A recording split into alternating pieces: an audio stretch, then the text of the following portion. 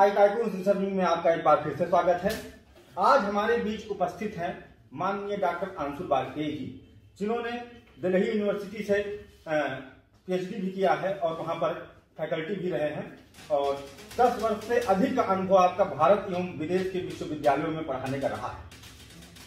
और साथ ही साथ हमारे साथ है माननीय गौरव शुक्ला जी, जो IITian है, आपने जो है BHU से बीटेक किया है और आप 2012 में यूपीएससी के एग्जाम को क्रैक करके 288वीं रैंक के साथ में IRS के पद को सुशोभित कर चुके हैं। तो आज हम इन दो महान हस्तियों, जो कि लखनऊ स्थित आकार IAS संस्थान के वर्तमान शिक्षक भी हैं और मैनेजिंग डायरेक्टर भी हैं आप, तो यहां पर अब हम बात करते हैं, आज के मुद्दे पर आते हैं। और आज का मुद्दा है नई शिक्षा नीति का वर्तमान परिप्रेक्ष्य के आधार पर मूल्यांकन। तो यहां पर हम देखेंगे कि जो नई शिक्षा नीति अभी आई है 2020 में, जो अभी इंप्लीमेंट नहीं हुई है, जो लगभग 2022 से 2023 तक इंप्लीमेंट हो सकती है अगर कोरोना काल समाप्त हो जाता है नए वर्ष। तो इसमें और जो पूर्व शिक्षा नीति थी, उन दोनों में विभेद क्या है, कौन सी शिक्षा नीति बेटर है और ये किस प्रकार से पुरानी शिक्षा नीति को रिप्लेस कर देगी, या ये उस शिक्षा नीति से अधिक खूबियां रखती है, या फिर ये केवल एक कागजी पुलिंदे के तौर पर ही आएगी और चली जाएगी और इसका कोई प्रभाव शिक्षा नीति पर नहीं देखने को मिलेगा। तो इसी का मूल्यांकन करने के लिए आज हम इन दो महान हस्तियों के साथ में हम इस पर डिस्कस करेंगे। तो सबसे पहले हम आते हैं इससे संबंधित प्रश्न। पहले तो हम लोग जान लेते हैं कि नई शिक्षा नीति क्या है। नई शिक्षा नीति का अगर हम पूर्व परिप्रेक्ष्य में जाते हैं तो देखते हैं कि ये सबसे पहले जो शिक्षा नीति आई 1968 में आई थी, फिर उसमें संशोधन 1986 में हुआ था और लघु संशोधन इसमें 1992 में हुआ था, और अब नई शिक्षा नीति 1920 में आई है, जो कि पहले पूर्व प्रचलित मॉडल जो था हमारा 10+2 के मॉडल को चेंज करके 5+3+3+4 के सिस्टम पे लेके आती। तो सबसे पहले हम माननीय गौरव सर से जानना चाहेंगे कि ये मॉडल क्या है, 5+3+3+4 मॉडल क्या है। देखिए, पहले 10+2 मॉडल था। इसका मतलब था बच्चे की स्कूलिंग कक्षा 1 से क्लास 1 से शुरू होती थी और 12 वर्ष तक सरकार आपके ऊपर निगाह रखती थी कि आप किस तरीके से पढ़ाई कर रहे हैं। तो 10+2 में ठीक है, कक्षा 1 से कक्षा 5, फिर कक्षा 5 से कक्षा 10 और फिर कक्षा 11 से कक्षा 12, क्लास 11 और क्लास 12, जिसको हम सेकेंडरी एजुकेशन बोलते थे। अब इसमें एक आमूलचूल परिवर्तन किया गया है। अभी भी आपको क्लास 12 तक ही पढ़ना है, लेकिन अब हमने इसको अलग तरीके से तोड़ दिया है। Now it has been broken into basically 5+3+3+4। देखिए, जो एक बहुत ही महत्वपूर्ण परिवर्तन किया गया है इसमें। जैसे पहले सामान्यतः बच्चे को जब स्कूल भेजते थे तो उसकी आयु 5 या 6 वर्ष होती थी। अब इसे हम बच्चे को जब स्कूल भेजेंगे तो जो शुरू के बेसिकली 5 वर्ष हैं, इनको सरकार ने फाउंडेशन का नाम दिया है, आधारभूत शिक्षा का नाम दिया है। और इनमें शुरू जो 5 वर्ष हैं, इनमें जो प्रथम 3 वर्ष होंगे, वो 3 वर्ष बच्चा स्कूल जाएगा, ठीक है, जिसको हम बेसिकली प्री स्कूल बोलेंगे। जैसे आजकल भी जो फैशन है कि जब आपका बच्चा स्कूल जाता है तो बच्चा स्कूल जाने के लिए तैयार है या नहीं है, तो बच्चे को हम प्री स्कूल्स में भेजते हैं। तो उसी चीज को क्यों ना बच्चा जिस स्कूल में कक्षा 1 से पढ़ने वाला है, उसी स्कूल में बच्चा जो शुरू के प्री स्कूल के 3 वर्ष हैं उसी स्कूल में बिताए, और ये बहुत अच्छा प्रयोग है।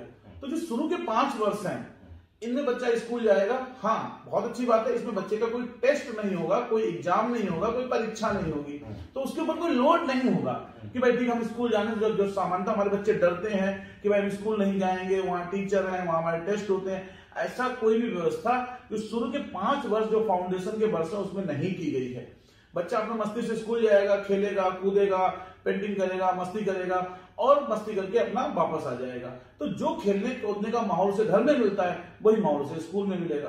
तो शुरू के जो प्रथम के 5 वर्ष हैं, 3 वर्ष उसकी प्री स्कूलिंग की पढ़ाई होगी, और जो चौथा वर्ष होगा तो उसका ऑटोमेटिकली क्लास 1 में एडमिशन हो जाएगा और 5वें वर्ष में वो क्लास 2 में आ जाएगा। तो उसे पता ही नहीं चलेगा कब वो प्री स्कूलिंग से क्लास 1 में आ गया, क्लास 2 में आ गया। तो उसके जो शुरू के 5 वर्ष हैं, बहुत आराम से, मनोरंजन से और बहुत ही सीखते हुए बीतेंगे। देखो, बेसिक जो लक्ष्य है शिक्षा नीति का, मैं ये आपको एक शब्द में समझाऊं कि कहीं ना कहीं हमको एजुकेशन से लर्निंग की ओर जाना है। हमें कहीं ना कहीं से चीजों को सीखना है और शुरू के जो 5 वर्ष हैं बच्चे के लिए बहुत ही महत्वपूर्ण होते हैं, चाहे वो घर में सीखे, किसी प्री स्कूल में सीखे या अपने स्कूल में सीखे।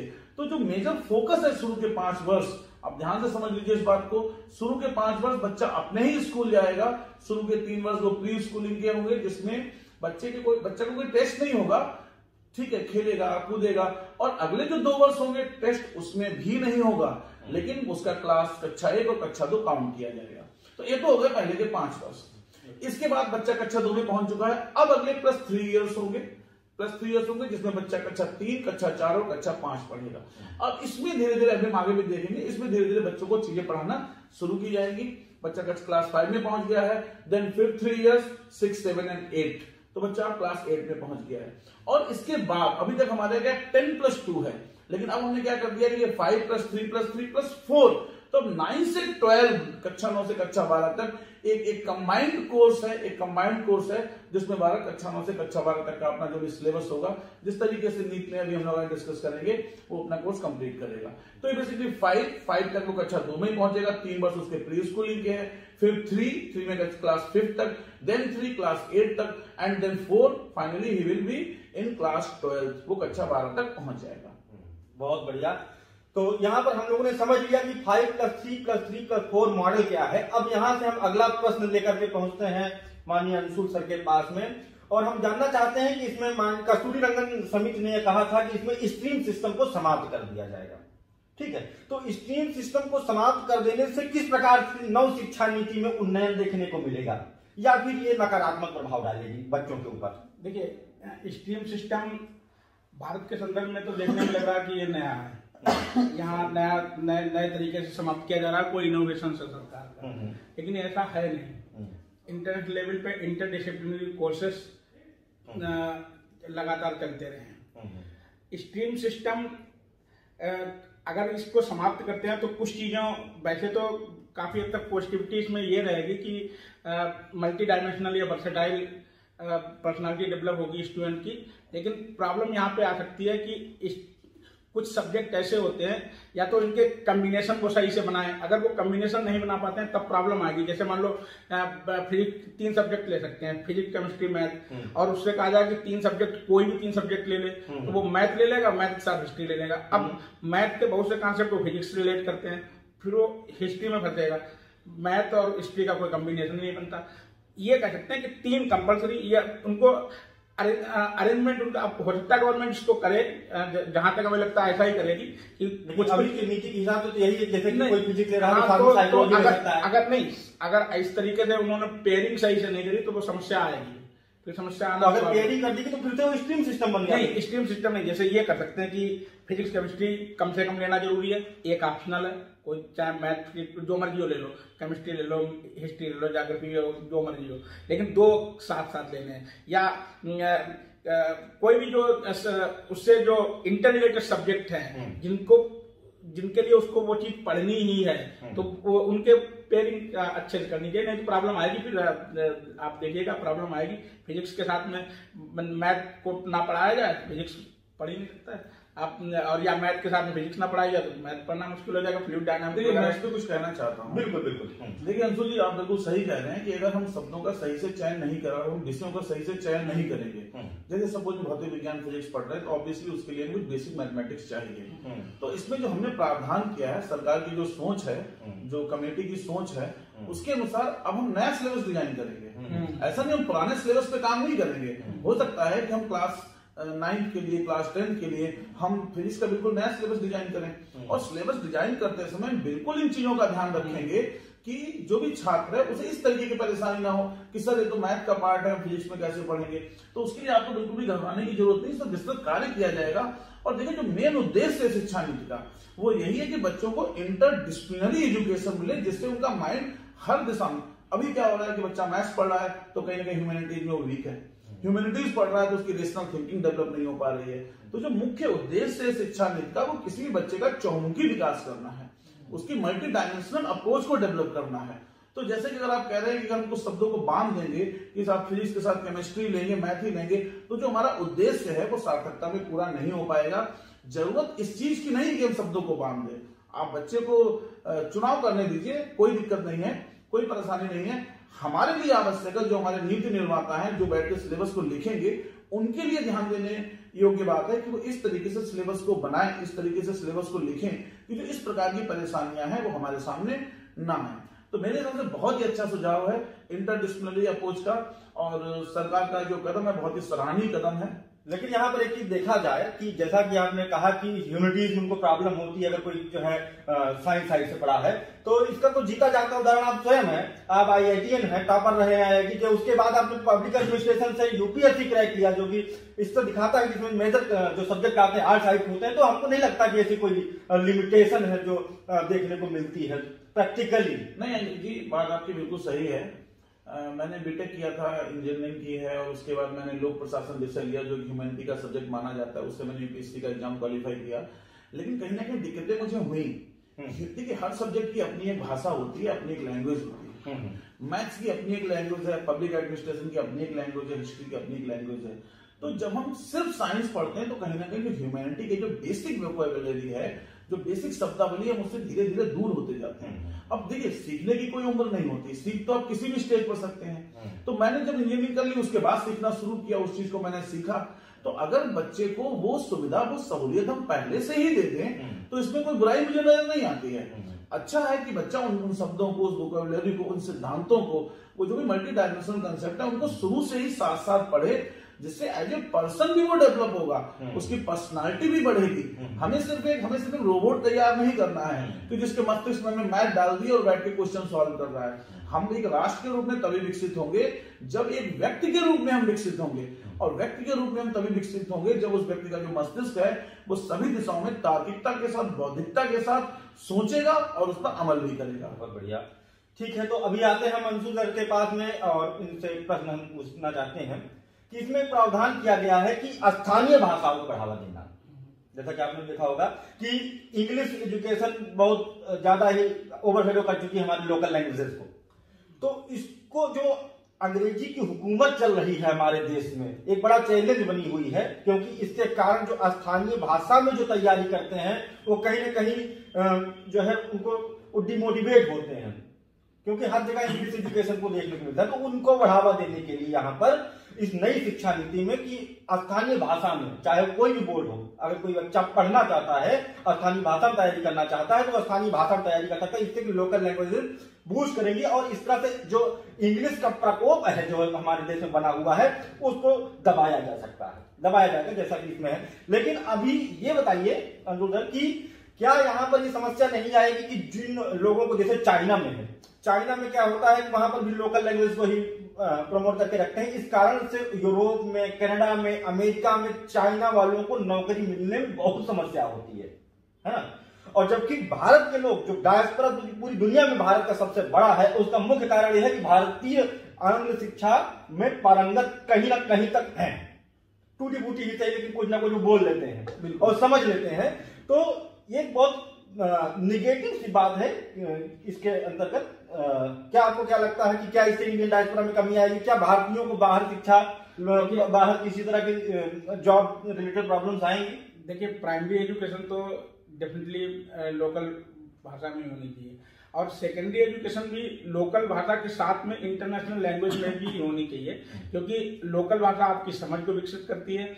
केवल अगर इंटरनेशनल लैंग्वेज में अगर आपको कोई एजुकेशन दी जा रही है और आपके समझ में नहीं आ रही तो वो बेकार हो जाएगा, उसका कोई रिलेवेंसी नहीं रह जाएगी। तो हमारे हिसाब से प्राइमरी एजुकेशन हो चाहे सेकेंडरी एजुकेशन हो, local medium of instruction local language भले ही हो, लेकिन इंग्लिश को आप एलिमिनेट नहीं कर सकते, क्योंकि इंग्लिश या कोई भी इंटरनेशनल लैंग्वेज को आप एलिमिनेट इसलिए नहीं करेंगे। अगर हमें इंटरनेशनल लेवल पर फाइट करनी है, इंटरनेशनल लेवल पर अपनी प्रतिभा को दिखाने का मतलब है, तो ऑब्वियस है कि हमें वो लैंग्वेज सीखनी पड़ेगी, मजबूरी में सीखनी पड़ेगी। विवेकानंद एक चीज कहते भी थे कि इंग्लिश जानना कोई खराब बात नहीं है, लेकिन अपनी संस्कृत से दूर होना खराब बात है। अगर हम अच्छे से इंग्लिश जान लेते, इंग्लिश ट्रांसलेट कर लेते, तो आज ब्रिटिश हम पे हावी नहीं हो पाते, क्योंकि हमने अपनी कल्चर को छोड़ दिया था, इंग्लिश ट्रांसलेशन से परहेज रखते थे, इसी वजह से वो हावी हो गए। तो हमें नहीं लगता कि इंग्लिश को बहुत ज्यादा दूर रखने की जरूरत है। लोकल लैंग्वेज को डेफिनेटली बढ़ावा देना चाहिए, लेकिन साथ में इंग्लिश को भी एसोसिएट रखना ही पड़ेगा। नहीं अगर रखेंगे तो डेफिनेटली डायस्पोरा में प्रॉब्लम आएगी, इंटरनेशनल लेवल पर प्रॉब्लम आएगी। हमारी सारी की सारी रिसर्च तो इंग्लिश में ही है, हमारा उतना काम ही नहीं है। अगर हम इंग्लिश नहीं पढ़ेंगे तो फर्दर रिसर्च एंड डेवलपमेंट कर ही नहीं। यानी कि इंग्लिश को अभी भी कंपल्सरी सब्जेक्ट रखना ही चाहिए आपके हिसाब से, तो क्या कहेंगे इस बात पर आप? देखिए अंकित जी, हमारा जो स्वप्न है और देश का स्वप्न है वो बहुत बड़ा है। हम अगले 2 साल के लिए नहीं सोच रहे हैं, 3 साल के लिए नहीं सोच रहे हैं, हम अगले 10 साल, 15 साल, 20 साल के लिए सोच रहे हैं। ठीक है, इंग्लिश आज एक वैश्विक लैंग्वेज है, एक मोड ऑफ कम्युनिकेशन है, और मैं भी इस बात को मानता हूं कि अगर हम आज इंग्लिश में कमजोर होते हैं तो हमारे युवाओं के समक्ष एक चुनौती अवश्य आएगी। लेकिन हमें कल का नहीं सोचना है। जैसे हम आत्मनिर्भर भारत की बात कर रहे हैं, जैसे अंशुल सर ने कहा, आप भी अभी कह रहे थे हमारे युवाओं को बाहर नौकरी नहीं मिलेगी, हम इसे दूसरे परिप्रेक्ष्य में भी देख सकते हैं कि क्यों ना हमारे पास इतना काम हो कि भारत में ही हमारे पास रोजगार हो और जो विश्व के अन्य लोग हैं वो आके हमारे यहाँ काम करें, और यही हमारा स्वप्न है, यही हमारी सोच है, शिक्षा की सोच है, मेक इन इंडिया, आत्मनिर्भर भारत की जो हम बात कर रहे हैं। पहली बात। दूसरी बात अंकित जी कि हम इसमें इंग्लिश से कोई बैर भाव नहीं रख रहे हैं, हम आप पर नहीं थोप रहे हैं कि आप अंग्रेजी मत पढ़िए। देखिए, जो भी आपका मीडियम ऑफ इंस्ट्रक्शन होगा, हमें कह रहे हैं शुरू के 5 साल, जैसे अंशुल सर ने भी कहा, और बिल्कुल सहमत होंगे हमारी बात से, कि जो बच्चे की समझ होती है वो उसकी मातृभाषा में ही विकसित होती है।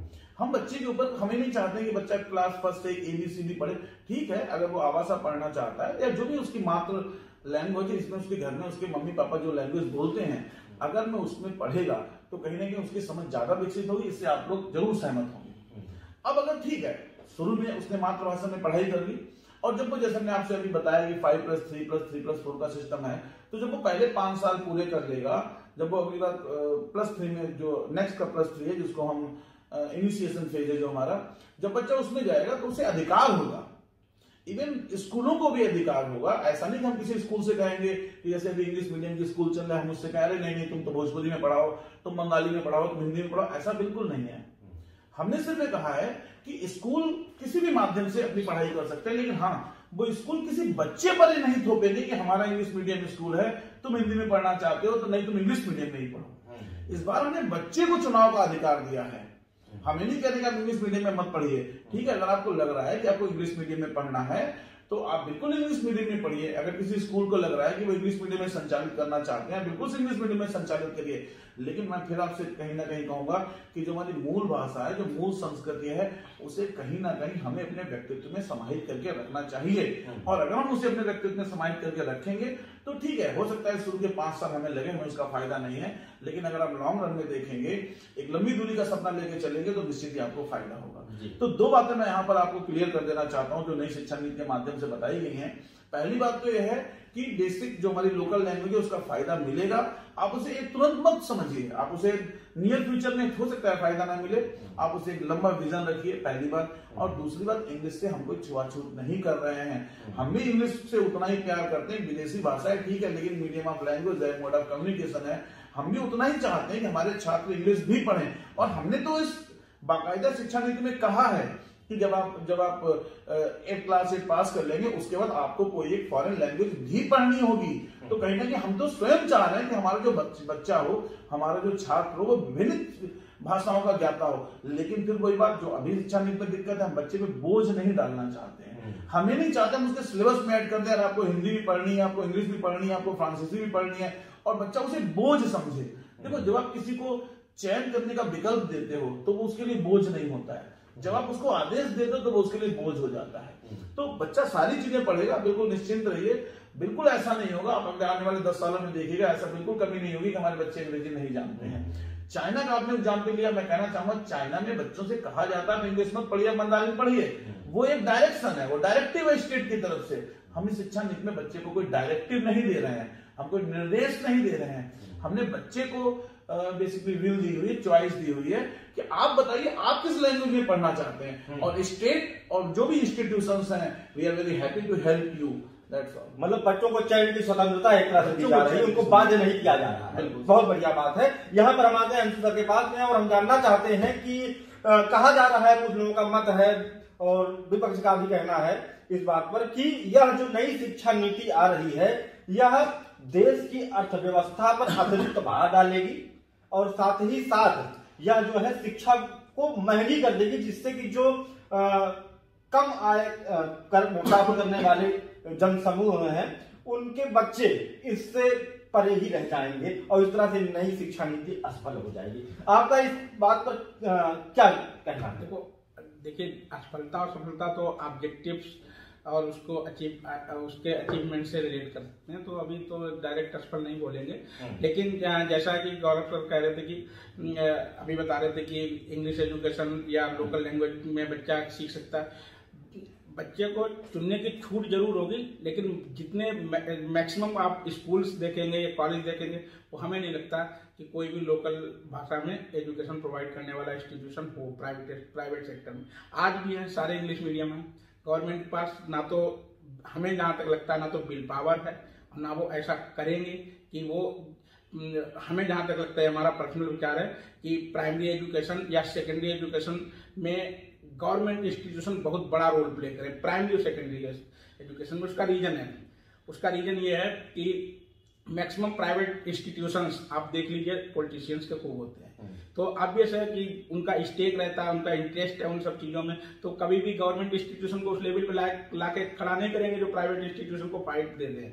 वो जानबूझ के, या ये हमारा पर्सनल विचार है, जानबूझ के वो उसको सब स्टैंडर्ड रखते हैं। आज आप देख सकते हैं यूपी के प्राइमरी स्कूल्स की, आप हकीकत कागजों पे नहीं जाके आप देख सकते हैं 20 लाख स्टूडेंट का हर साल भविष्य खराब होता है। क्या ऐसा कोई मैकेनिज्म नहीं बन सकता कि प्राइमरी एजुकेशन फ्री में स्टैंडर्ड एजुकेशन प्रोवाइड हो सके? और बन सकता है, क्योंकि केंद्रीय विद्यालय वही गवर्नमेंट के इंस्टीट्यूशन है, अच्छी इफिशियंसी देते हैं, वही गवर्नमेंट के यूपी गवर्नमेंट के स्कूल हैं, इफिशियंसी उनकी एकदम रिड्यूस हो जाती है, जबकि उनके पास टीचर अच्छे हैं, फैसिलिटीज अच्छी है, उसमें इन्वेस्टमेंट अच्छा होता है, लेकिन पूरा मैकेनिज्म ही गड़बड़। तो ये सारी चीज, ये सारे फ्लॉज हैं, इनको बिना दूर किए हुए नहीं हो सकते। दूसरी चीज जो आपने बोली है कि एजुकेशन पे गवर्नमेंट पे एजुकेशन कभी इकोनॉमिकल लोड नहीं बनती, क्योंकि एजुकेशन एसेट्स होता है। एजुकेशन और हेल्थ किसी भी इकोनॉमी की रीढ़ होते हैं, पिलर होते हैं। अगर हमारे बच्चे कल को पढ़ जाएंगे तो हेल्थ अच्छी होगी, बच्चे पढ़ जाएंगे तो हमें बाहर से बुलेट ट्रेन के लिए जापान के आगे हाथ फैलाने की जरूरत पड़ेगी, हमारे बच्चे खुद ही बुलेट ट्रेन बना लेंगे। तो फ्लाई ओवर ये सब ये एसेट्स नहीं होते, एजुकेशन और हेल्थ एसेट्स होती है। तो इसमें तो इन्वेस्टमेंट कर रहे हैं हम, तो फर्दर हमें कहीं ना कहीं रिटर्न देगा। लेकिन प्रॉब्लम फिर वहीं पे गवर्नमेंट की विल पावर की आ जाती है। क्या वो गवर्नमेंट बिना प्राइवेट इंस्टीट्यूशन की हेल्प लिए हुए, बिना प्राइवेट सेक्टर की हेल्प लिए हुए, क्या एजुकेशन पे इंफ्रास्ट्रक्चर डेवलपमेंट के लिए इतना पैसा खर्च कर सकती? नहीं, डेफिनेटली प्राइवेट सेक्टर की हेल्प लेगी। और एक चीज आप ध्यान रखिएगा, प्राइवेट सेक्टर जो होता है वो कैपिटलिस्ट जब होता है वो केवल प्रॉफिट के लिए काम करता है। प्राइवेट सेक्टर की एंट्री हुई नहीं, एजुकेशन महंगी हो जाएगी, 100% महंगी हो जाएगी, इसमें कोई दो राय नहीं। और एजुकेशन से कहीं ना कहीं जो पिछड़े वर्ग के लोग हैं, जो एकदम डिप्राइव्ड हैं, जो अंतिम पायदान पे बैठे हुए हैं, उनको कहीं ना कहीं एजुकेशन लेने में प्रॉब्लम होगी। अब ये आज भी आप देख सकते हैं, कोई भी नहीं चाहेगा, नीति निर्धारक नहीं चाहेंगे कि अपने बच्चे को प्राइमरी स्कूल, सरकारी स्कूल में एडमिशन दिलाएं। जिला कलेक्टर आप पूछ लीजिएगा कि उसका बच्चा DPS में पढ़ता है, उनसे कहो क्यों नहीं प्राइमरी स्कूल में पढ़ता है? आप तो हेड ऑफ द, आप तो डिस्ट्रिक्ट के हेड हैं, आप तो उसको अच्छे से इम्प्लीमेंट कर सकते हैं, लेकिन अपने लड़के को क्यों नहीं पढ़ा रहे हैं? आप उसमें पढ़ाइए, सारे फैसिलिटीज है, सारी चीजें हैं, लेकिन नहीं पढ़ाएंगे। क्योंकि और एक तो वो भी चाहेंगे हमारा लड़का DPS में पढ़े, जिनके पास जरा सा भी पैसा होगा वो ये सोचेगा हमारे बच्चे को प्राइवेट स्कूल, क्योंकि क्रेडिबिलिटी घटाई है, गवर्नमेंट ने अपनी क्रेडिबिलिटी घटाई है। लोगों को विश्वास ही नहीं हो रहा कि सरकारी स्कूल में अच्छी पढ़ाई होगी, वो मान चलते हैं खराब होगी। तो गवर्नमेंट को पहले अपनी क्रेडिबिलिटी बढ़ानी चाहिए, जो कि अब ये बहुत बड़ा चैलेंज है। गवर्नमेंट कैसे अपनी क्रेडिबिलिटी बढ़ाएगी? लगातार अगर झूठ पे झूठ बोलेंगे तो क्रेडिबिलिटी कैसे बढ़ सकती है? नहीं, तो इसमें ये भी हो सकता है कि सरकार जब इस शिक्षा नीति को लेके आए तो इस पे स्पेशल बजट से कुछ फंड का एलोकेशन करे, क्योंकि कंप्यूटर क्लासेस भी इसमें जो आपका मिडिल स्टेज है उसमें 6 to 8 के स्टूडेंट्स को कंप्यूटर करप्शन एक ऐसी चीज है जो इस सेक्टर में इतनी मतलब स्ट्रक्चरल तरीके से इन्वॉल्व हो चुका है कि आउटपुट निकलना उसका बहुत मुश्किल है। आज भी अभी ये आप ग्राउंड लेवल पे जाके देख सकते हैं, हमने ग्राउंड लेवल पे जाके देखा है, फैन आते हैं लेकिन लगते नहीं। सरकारी बजट से फैन जा रहे हैं, गवर्नमेंट के अकाउंट में फैन लिखे हुए हैं कि फैन इतने फैन दिए, इतने। देखिए अंशुल जी, आप बिल्कुल सही कह रहे हैं, लेकिन मुझे लग रहा है आप थोड़े ज्यादा नकारात्मक हो रहे हैं। जैसे अभी आपने कहा कि ठीक है यूपी के जो स्कूल्स हैं, ठीक है, उनकी हालत अच्छी नहीं है, ठीक है, हम आपकी बात मानते हैं, कहीं ना कहीं उनकी जो इंस्टीट्यूशनल ड्रॉबैक्स हैं, लेकिन साथ ही साथ आपने ये भी कहा कि जो केंद्रीय विद्यालय वो बहुत अच्छा कर रहे हैं। भाई आपने ये बात नहीं तो कही। बिल्कुल बिल्कुल। इसी को अगर हम दूसरे परिप्रेक्ष्य में देखें, ठीक है, तो जैसे अभी मैंने कुछ रिपोर्ट्स पढ़ी हैं, आप न्यूज़पेपर में भी पढ़ते हो, जो दिल्ली के स्टेट रन स्कूल हैं, देखिए वो भी काफी अच्छा कर रहे हैं। तो यहाँ पर हमें इतना ज्यादा नकारात्मक होने की आवश्यकता नहीं है, बात सिर्फ इम्प्लीमेंटेशन की है। अगर सरकार सुनिश्चित कर लेगी कि पंखा स्कूल में ही लगे, तो विश्वास मानिए पंखा स्कूल में ही लगेगा, वो कागजों में नहीं रहेगा। बस बात आपकी सही है कि थोड़ा सा इच्छा शक्ति चाहिए। तो वो इच्छा शक्ति सरकार कौन है? हम आप सारे लोग ही तो सरकार हैं। अगर हम और आप इच्छा से काम करेंगे, ठीक है, आजकल देखो बहुत और भी मैकेनिज्म चेंज हो रही हैं, राइट टू इन्फॉर्मेशन है, सोशल ऑडिट है, ढेर सारी चीजें हैं। ग्राम प्रधान गांव में जाएगा और देखेगा भाई स्कूल में पंखा क्यों नहीं लगा, ठीक है, ग्राम प्रधान भी छोड़ दीजिए, गांव का एक ग्राम सभा का सदस्य स्कूल में जाके देख सकता है कि मास्टर साहब पंखा क्यों नहीं लगा है। तो कहीं ना कहीं थोड़ी अवेयरनेस है, जैसे मैंने आपसे पहले भी कहा, पिछली बार भी कहा कि विजन आप 1-2 साल का मत रखिए, ओवरनाइट चेंज नहीं होंगे, रातों रात परिवर्तन नहीं होंगे, लेकिन इस शिक्षा नीति में कुछ चीजें बहुत अच्छी हैं। जैसे आप इस बात पे बहस कर रहे हो कि शिक्षा महंगी हो जाएगी, देखिए 2 बिंदु मैं बताना चाहता हूं आपको। पहली बात कि शिक्षा नीति में सरकार ने सुनिश्चित किया है कि वो बजट का, जीडीपी का 6% एजुकेशन पे खर्च करेगी, जो हमारे लिए एक सपना है। भाई अभी हम कितना खर्च कर रहे हैं एजुकेशन पे? 2 से 3%। तो अगर यही सरकार ही 6% खर्च करेगी, तो अभी जो इंफ्रास्ट्रक्चर हमारे पास है उससे 2 गुना अच्छा इंफ्रास्ट्रक्चर, अच्छे टीचर, टीचर्स को अच्छा वेतन, टीचर्स को अच्छी सुविधाएं, बच्चों को बढ़िया कैरिकुलम, सारी चीजें हासिल होंगी, पहली चीज। दूसरी चीज, ठीक है, अगर आपका कोई प्राइवेट स्कूल में शिक्षा महंगी हो जाएगी और उसका तर्क आप दे रहे हो कि सरकारी स्कूल में लोग नहीं पढ़ना चाहते हैं, तो जैसे मैंने आपको बताया कि सरकार ज्यादा खर्च करेगी, तो कहीं ना कहीं जो भी गवर्नमेंट स्कूल है वो पैरेलल खड़े होंगे निजी स्कूलों के, पहली बात। बिल्कुल बिल्कुल। और दूसरी बात, सरकार इसमें ये भी प्रावधान रखने जा रही है कि सरकार एक मैक्सिमम कैप फिक्स करेगी किसी भी स्कूल के लिए, चाहे आप दीनदयाल स्कूल हो, चाहे आप फलाना स्कूल हो, चाहे आप डीपीएस हो, चाहे आप कार्मल हो, चाहे आप सेंट फ्रांसिस हो। सरकार कहेगी कि भाई ठीक है, अगर आप कक्षा 10 से कक्षा 12 के बच्चों को पढ़ा रहे हो तो यही आपकी मैक्सिमम फीस है, इससे ज्यादा फीस आप नहीं ले सकते। तो सरकार देखो, स्टेट, राज्य लोगों की सुविधाओं के लिए वेलफेयर स्टेट है, एक लोक कल्याणकारी राज्य है, तो राज्य बिल्कुल ऐसी सीमाएं लगा सकता है स्कूल के ऊपर, और अभी लगी भी है। दिल्ली में देखिए, सरकार ने नहीं अलाउ किया कोरोना फीस बढ़ाने के लिए, सरकार ने कहा कि आप फीस मत लीजिए, बढ़ाना तो अलग चीज है। तो यहाँ भी सरकार निश्चित ही ऐसे कदम उठाएगी कि निजी स्कूल की मनमानी को रोकने के लिए सरकार एक कैप फिक्स करेगी कि आप इससे ज्यादा फीस नहीं ले सकते। और कहीं ना कहीं इससे जो स्कूल एजुकेशन महंगी हो रही है उस पर इवन रोक लगेगी। इवन अभी ज्यादा महंगी स्कूल है, अभी ज्यादा महंगी हमारी शिक्षा है, और मुझे लग रहा है शिक्षा नीति के आने के बाद 2 महत्वपूर्ण बातें होंगी। एक, सरकारी स्कूलों का में वैल्यू एडिशन होगा, उसमें मूल्यवर्धन होगा, अच्छी पढ़ाई होगी क्योंकि सरकार ज्यादा पैसा खर्च कर रही है। और दूसरा, जो प्राइवेट स्कूल हैं, अगर सरकार सेम गुणवत्ता की जो एजुकेशन है वो आपको सस्ते दामों पर दे रही होगी, तो जो निजी स्कूल है कहीं ना कहीं वो भी अपनी फीस कम करने के लिए बाध्य होंगे, और सरकार का दबाव तो रहेगा ही रहेगा कि आप इससे ज्यादा फीस नहीं रख सकते।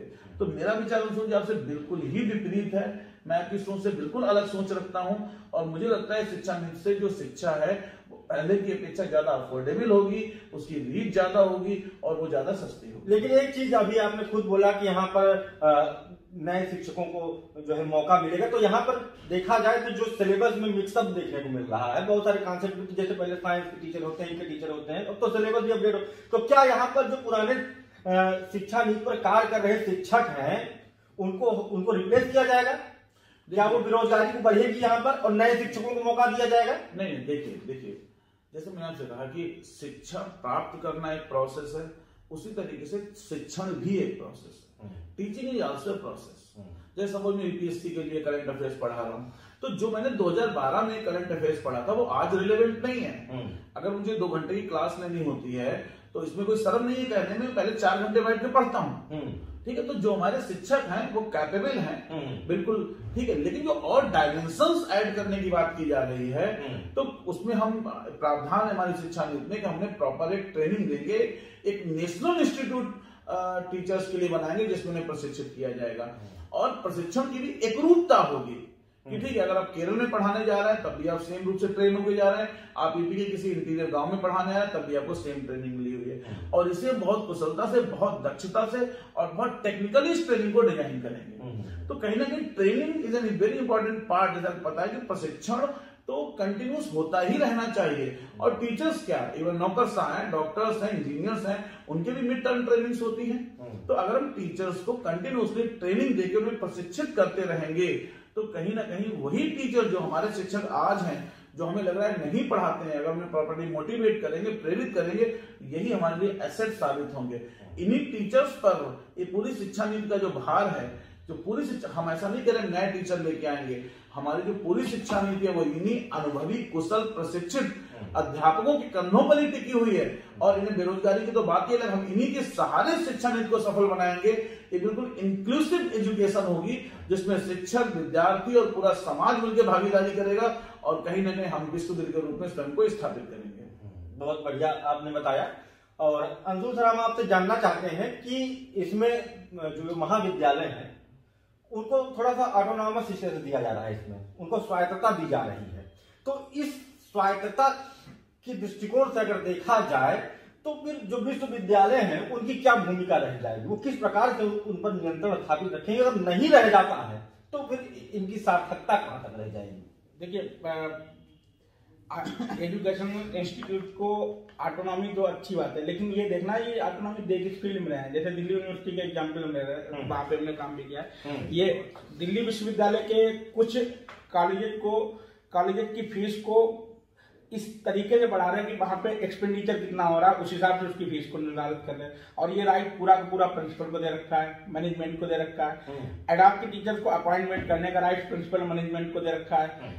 गेस्ट के टीचर को अपॉइंटमेंट करने का राइट प्रिंसिपल और मैनेजमेंट को दे रखा है। इवन इन फ्यूचर तो परमानेंट टीचर को भी अपॉइंटमेंट करने का राइट मैनेजमेंट और प्रिंसिपल को दे रखा है। इसके अलावा जो सिलेबस है उसमें भी प्रिंसिपल कई बार बहुत बड़ी भूमिका प्ले करेगा।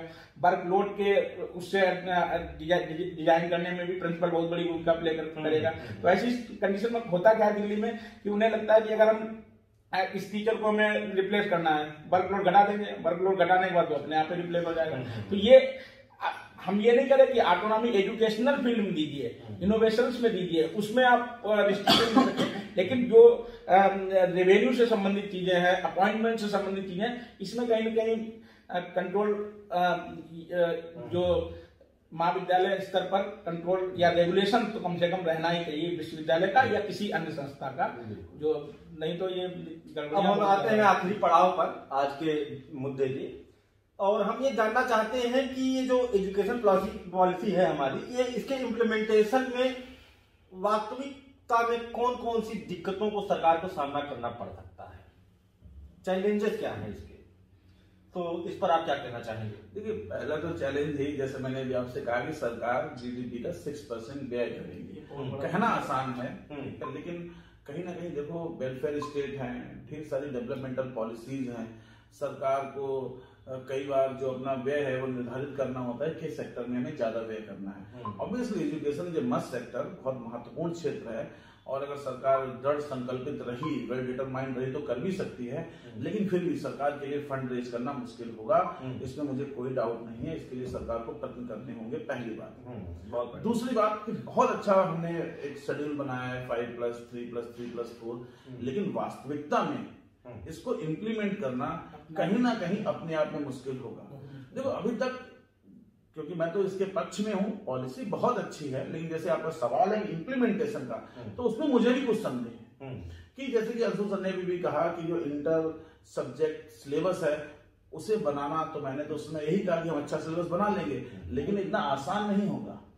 ठीक है, किस तरीके से आप फिजिक्स को मैथ्स के साथ जोड़ेंगे, किस तरीके से आप हिस्ट्री को ज्योग्राफी के साथ जोड़ेंगे, और जो इंटर डिपेंडेंसी ऑफ सिलेबस है, ठीक है, उसे बैठ के बनाना वो 1-2 दिन का काम नहीं है। हालांकि हमने टारगेट रखा है 2022-23 से इसको लगाएंगे, इसको इस पॉलिसी को प्रारंभ करेंगे, लेकिन फिर जो दूसरा महत्वपूर्ण इसमें मुझे लग रहा है एक रुकावट आएगी, वो होगी इसके सिलेबस के प्रॉपर कैटेगराइजेशन। इसमें एक एग्जाम्पल दें, जैसे अभी ये इसमें एथिकल वैल्यू सिस्टम को भी जोड़ने की बात की गई है और अपनी संस्कृत को भी इसमें कई जगह पे पढ़ने की बात की है कंपल्सरी। और ये वैल्यू सिस्टम सही है। एक एग्जाम्पल हमने आज हमारा एक दोस्त है, वो एसोसिएट प्रोफेसर है, उसने हमें ये बताया कि एथिक्स के लिए सिलेबस के लिए एथिक्स की पूरी यूपी गवर्नमेंट ने डिजाइनिंग के लिए मैनेजमेंट के जो प्रोफेसर है उनको भेजा।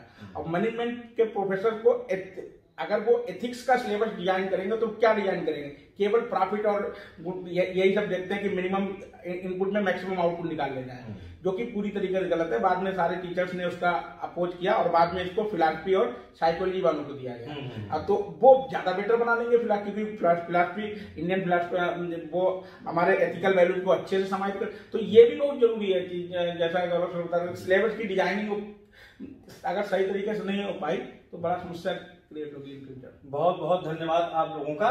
और दोस्तों बहुत बहुत धन्यवाद आपका, और मिलते हैं अगले मुद्दे के साथ में आपसे। तब तक के लिए जय हिंद, जय भारत।